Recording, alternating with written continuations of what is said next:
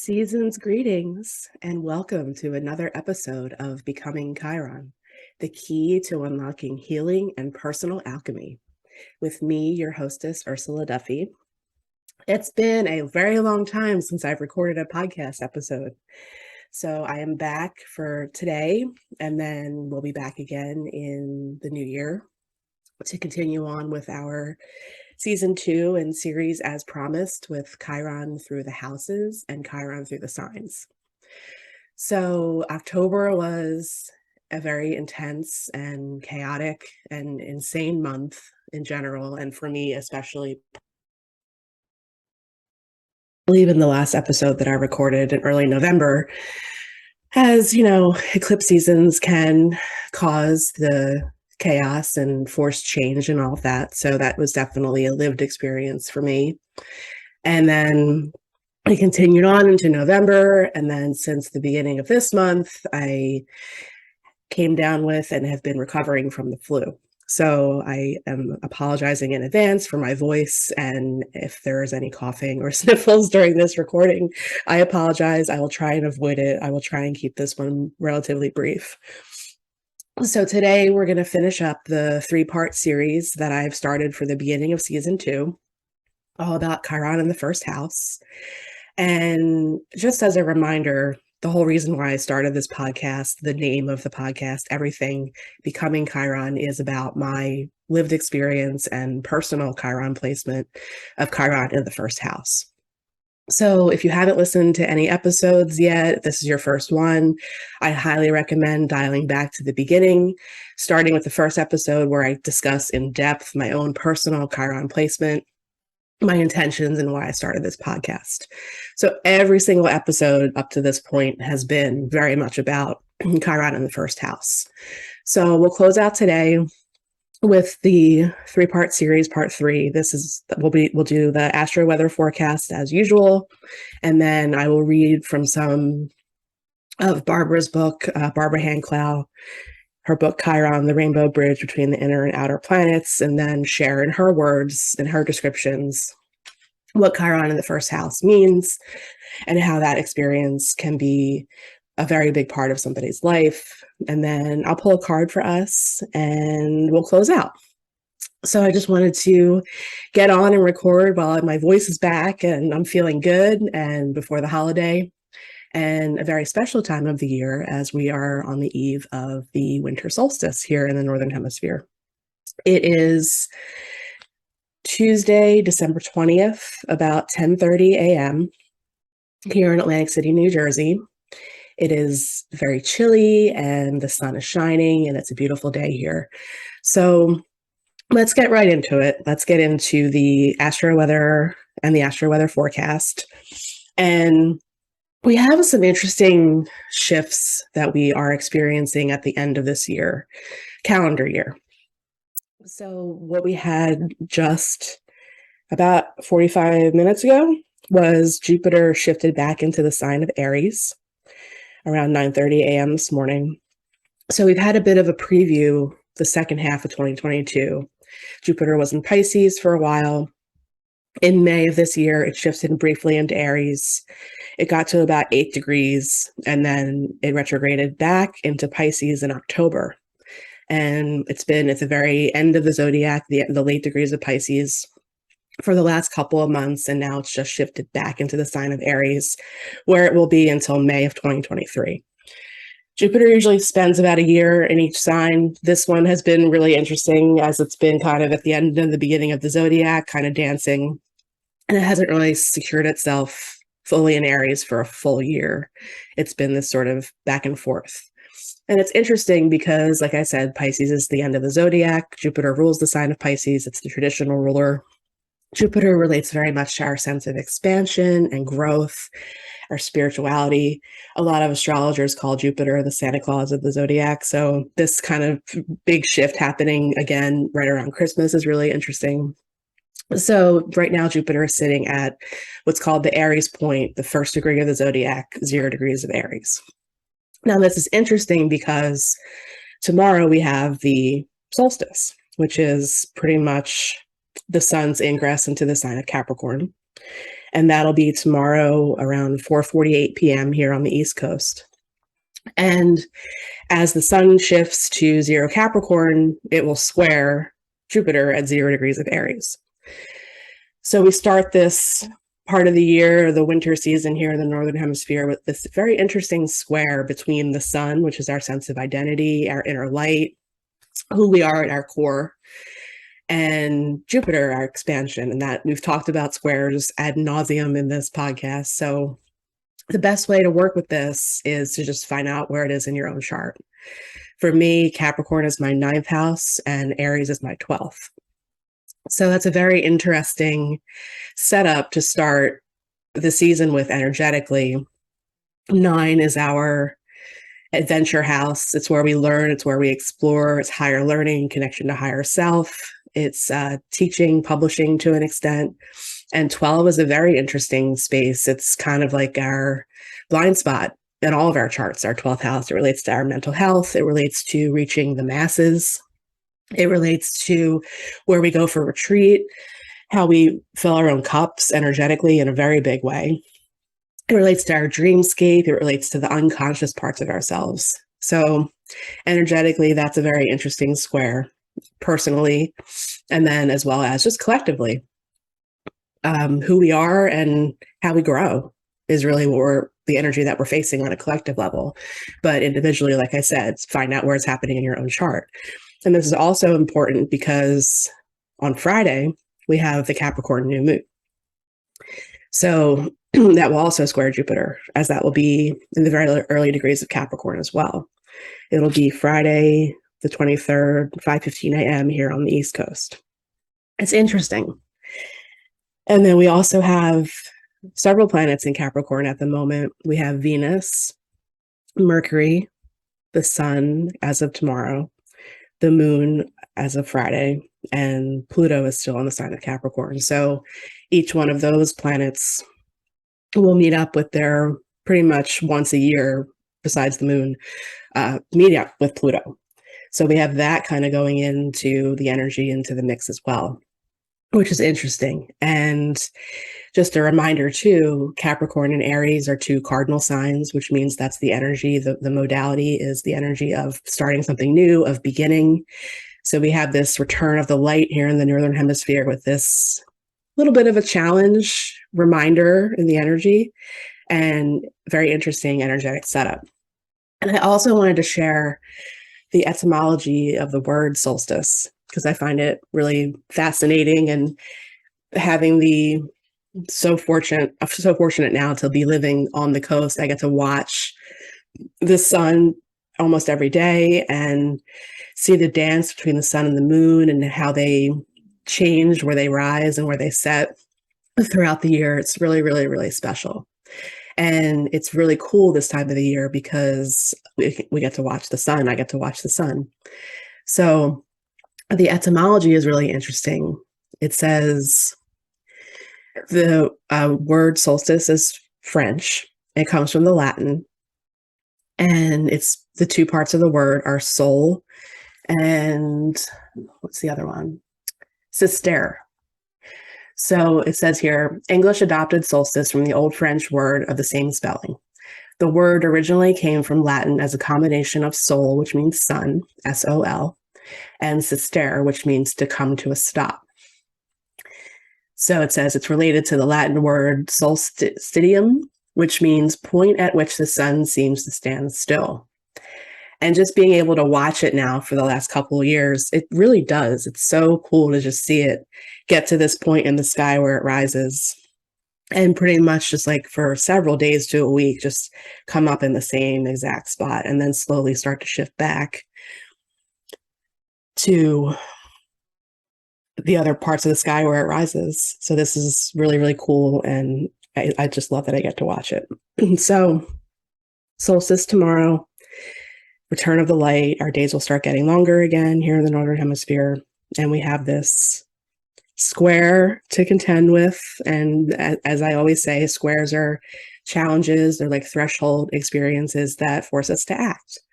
So if you're feeling that tension in your own chart, if you have any planets and cardinal signs, you'll be feeling it even more. So just pay attention to what's coming up. And you can infuse your new moon intentions with that. It's pretty special, actually, to take advantage of it and work with it. So we have those two squares, and then the third one with the moon, and then all the planets going through Capricorn, meeting up with Pluto, which just forces us to really dig deep.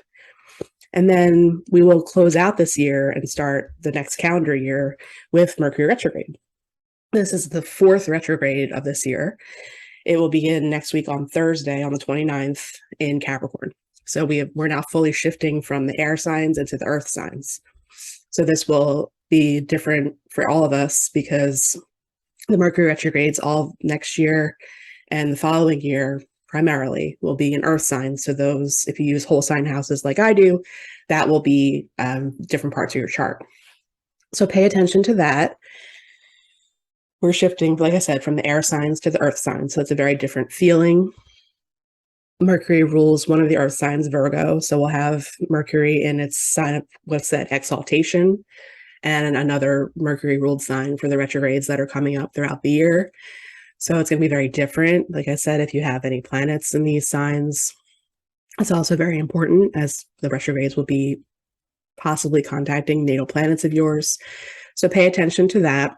Mercury's been in Capricorn now for a little while and will stay there until pretty much most of January. So that'll be interesting. We have another retrograde coming with Mercury to close out the year and start the new year in 2023. And we're still in Mars retrograde. We have been since the end of October, and we will be until mid-January. And that's been all in the sign of Gemini. So also, as we work with this, if you know where Gemini is in your chart, I'm sure that has flavored the experience very much for you. So pay attention to that. We had the peak of the retrograde with the Gemini full moon on the 7th of this month. So we're on the other side of the super, super intense part of it. It's sort of like a waning energy now, but it's still with us and still will be for almost another month. Very important time, especially now. Just remember to slow down. We're in this darker part of the year. We're in the winter season officially tomorrow. When two personal planets are retrograde concurrently, that the energy is internalized. It's not really a time to start anything new. Just kind of sit with it and see and let it percolate. And it's like reading an oracle or tarot card reversed. I always relate it to that kind of energy.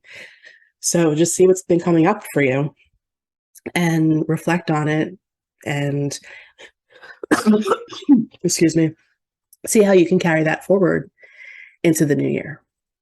So when the planets are close, it's the best time to work with them and really figure out how this is working on you energetically, personally.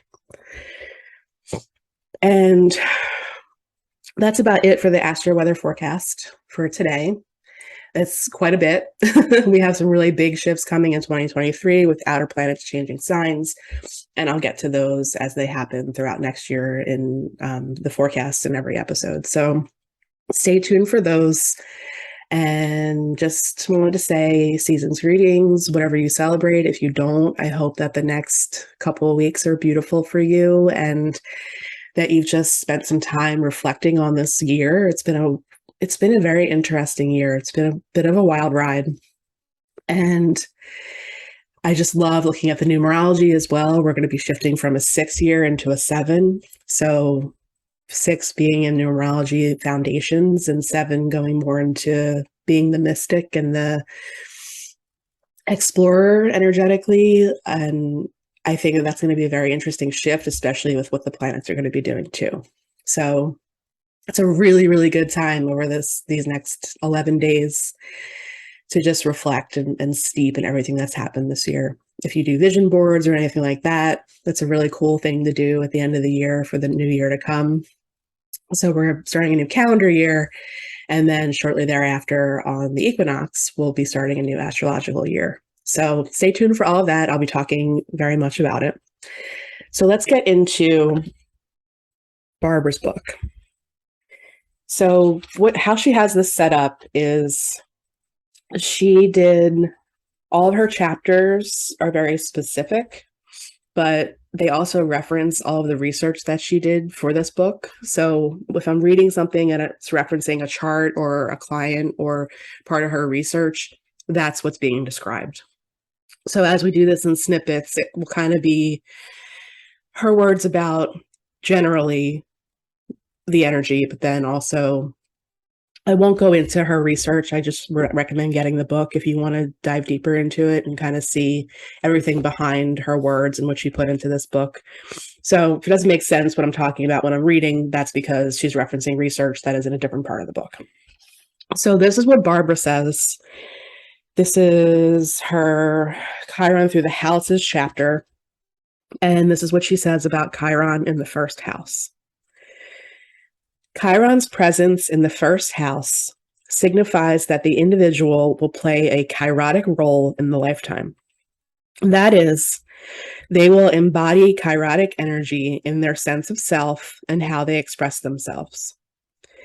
If their energy manifests successfully in the culture, this being is charismatic, unforgettable, and a true leader of consciousness unfoldment. When the energy is blocked, which will occur periodically in any lifetime, the individual is like a blocked dam of nervous energy. A blocked person with Chiron in the first house is still watched by everybody as if it is only a matter of time until the obvious spiritual force will actualize. I am utilizing charts of which I gave complete analytic readings, i.e. natal transits and progressions and significant life transits. I also know the individuals extremely well, and I have been able to validate my findings. I selected 7 charts with Chiron in the first house, and 6 of the 7 people are major, quote-unquote, New Age teachers or professional healers. The 7th person is addicted to higher consciousness experiences and is what I would call a workshop junkie, quote-unquote, workshop junkie. And yet I just heard a report that she is suddenly manifesting a high school based on Hermetic principles. 3 of the 7, the New Age teachers, are so charismatic that the room sizzles with energy when they are present. In fact, people around them have mystical breakthroughs just by being in their presence. All 7 individuals find it absolutely impossible to be just ordinary, and when they are going through an ordinary phase in their lives, they almost go crazy with nervous energy.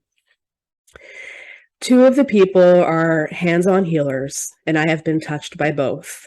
They both have an inordinate amount of electricity in their hands, which they are able to direct into the bodies of people they heal and to rearrange their energy. One of the healers has Chiron 1 degree past the ascendant. It's not on the Sabian symbol, and she has a very difficult time bringing the energy in. I feel she may not find it flows until her Chiron return at age 50. Excuse me. Always the most useful counseling with Chiron is to help the client become conscious of the energy so they can direct it better. For those with Chiron in the first house, they must ground the energy solidly, direct, and intensify it.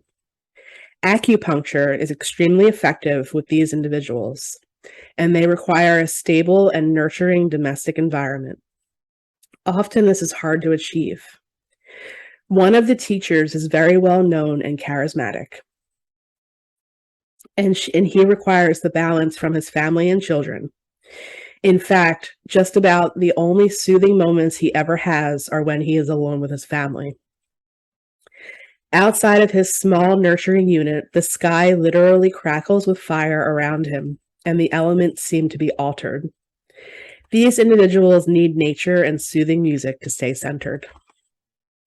The key to Chiron in the first house is that the first house always delineates the ego structure, the personality structure, the personality vehicle which expresses the individual until their known essence is mature, understood, and activated. Egotistical Chiron fixations are easy to spot because people think they are the healing force. As long as that idea is coveted, the energy short circuits and ungrounds them and destroys the stability they require. Careful counseling is required to help this client understand that energy flows through essence. If we are not attached, that the synchronicity principle takes over one's reality when the ego structure is no longer needed for personality stability. If they can just let the energy go out from themselves freely, they will find manifestation. For example, what they think about is what is happening. The Native American political leader of chart number 23 has this position, and he has a very hot effect on his constituents. He is charismatic and directed. The Jungian analyst in chart number 27 is very fiery and is sought after as a teacher. The priest of chart number 37 is one of the most charismatic speakers I have ever heard, and he leads rituals with many people. Chiron is right on the ascendant for the Jungian analyst of chart number 40, and he is a powerful healer. R.D. Lang, I think that's the quote-unquote famous person she references, chart number 31, has Chiron in the first house. So that's what Barbara has to say about Chiron in the first house, just based on all of her research that she has done, and then, like I said, going into the specific charts. And it's really interesting because when I think about how I can relate everything that she says to my own life, I do remember right before my spiritual awakening experience happened, it was almost like I had a secret handshake with my guides before I came in. And I remember thinking, there's got to be more. There's got to be more to this life. And then everything started happening.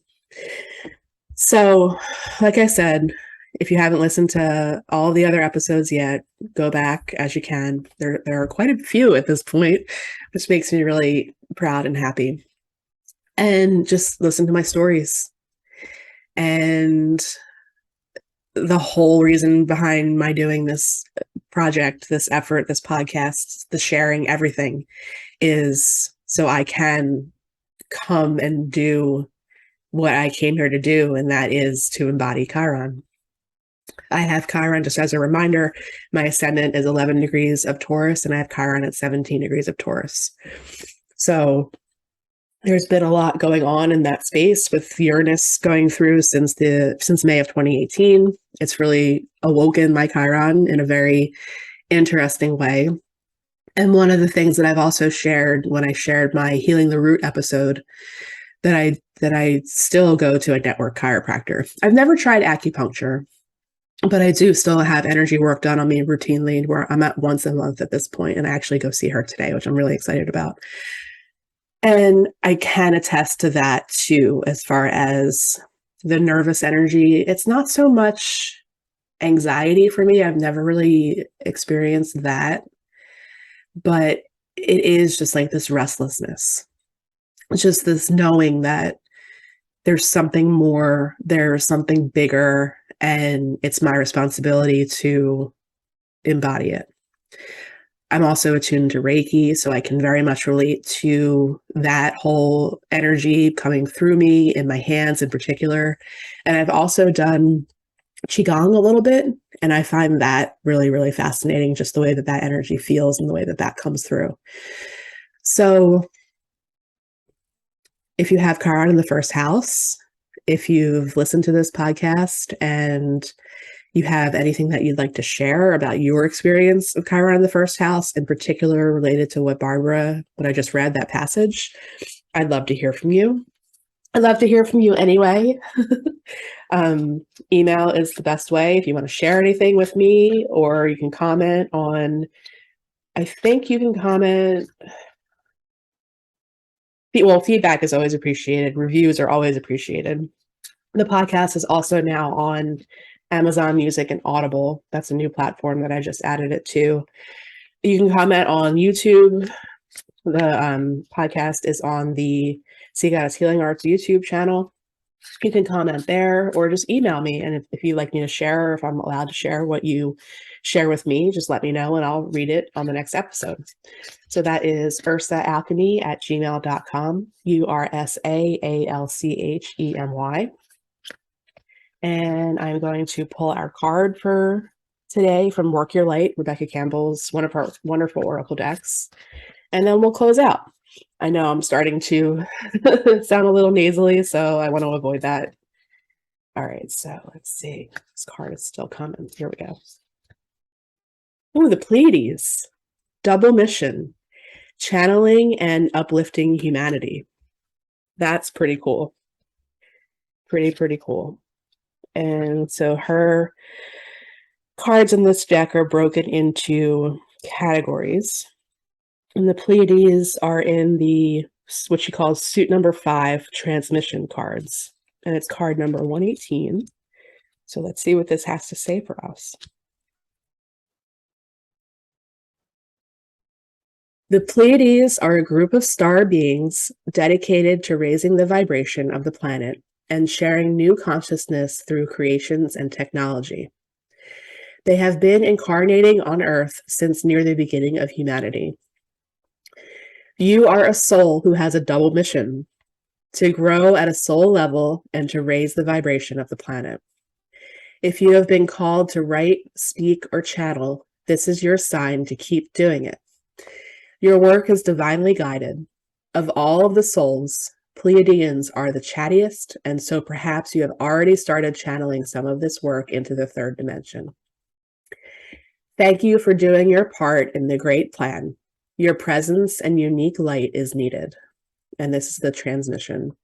If you have this deck, hold the card to your heart and say, I call upon Pleiadian consciousness of the highest realms and highest good of humanity to work through me. Let me be a channel for only the purest light of the essence of Source. Let me channel in a way that also serves me. So that is beautiful. Whenever I pull cards, I know that the message is for whomever I'm pulling for as well as myself. So that was pretty cool. If you don't have the deck, you can still work with that. Just say that little prayer to yourself. You can put your hands over your heart if you don't have the card. And that was a beautiful summary, I think, of everything that I've just talked about, and in particular, what I read about Chiron in the first house. So let's put a little bow on that. Season's greetings. Thank you, Oracle and guides. I love it. Thank you, Chiron. So I just wanted to close out today with a few upcoming events that we have. We've been doing online soul circles since October with Sea Goddess, and the next one is a very special winter solstice edition tomorrow at 7:30 p.m. You can find registration for that on our website. There's a link on our homepage, and it's also under the classes tab. And these soul circles have been really cool. We just, as many team members as we can, get together and we just hold space. That's pretty much what a soul circle is, which is just people holding space for each other. And we usually do some kind of guided meditation. I do an astrology update. We have a virtual altar, which is pretty cool, a different idea that we'll put up during the meditations, and we'll pick specific crystals or pieces, orgone energy pieces in particular, that we've been adding to those, made by our wonderful Jessica, that just add to the energy and give us something to look at and tap into while we're meditating and during the circle in general. And we've been doing just journaling and intentions and energy updates. And then at the end of it, we just have a Q&A, and you can ask us anything. So those have been really cool. We're going to continue those on in the new year. And that is, like I said, tomorrow at 7:30 p.m. Registration is on seagoddesshealingarts.com. It's only $11.11. And it's a beautiful space. And tomorrow we'll focus in particular on the solstice. So there's that coming up tomorrow. And then I am doing a in-person event at Island Therapy in Summers Point. So if you're local and you want to join for that, that will be on Thursday, the 29th. And the theme is Mercury Retrograde. So I've called it Messages from Mercury. And we'll be talking all about the retrograde, the planet Mercury in general, and then how to work with the energy in a very targeted way. I'll be pulling up everyone's charts during that time, and we'll look at your Capricorn house and see what's happening and how you can use the energy of this retrograde moving into the new year to set really specific intentions. So that's going to be really fun and cool. I'm really excited for it. It's 7 p.m. Island Therapy in Summers Point. There's a link to register on the Sea Goddess homepage, but you can also find it on Island Therapy's website under their register for events or their events page tab at the top. And that's islandtherapyllc.com. You can find that there. And then we have some really cool things coming up for the new year. And some of them are already on our homepage on Sea Goddess Healing Arts. So check there for some really cool and fun and interesting things that we're going to introduce and start doing in 2023. We're all very excited about it. And I'm going to end there. Thank you for being here with me. This concludes the part 3 introductory season 2 opening series, Chiron in the first house. And I will record the next episode as soon as I can. And that will be all about Chiron in the second house. So we'll just start going house through house. We'll talk about the themes of each one, and then I'll read from Barbara's book. So that should be very helpful, in particular for your own Chiron placements as we go through the whole chart. And hopefully open up some space for sharing and for dialogue with everyone that's listening. And then also just a reminder, you can now subscribe to Becoming Chiron and support me in that way. And I would very much appreciate that, or any stars or reviews or feedback that you can give me. Comments on our YouTube channel, like I said, very, very much appreciated. I love hearing from people and knowing that I'm reaching you and that this is resonating. That helps me keep going. So thank you all so very much. Season's greetings. And we will close out there for now. And remember to, especially with Jupiter and Aries now as the pioneer, be a maverick. Bye.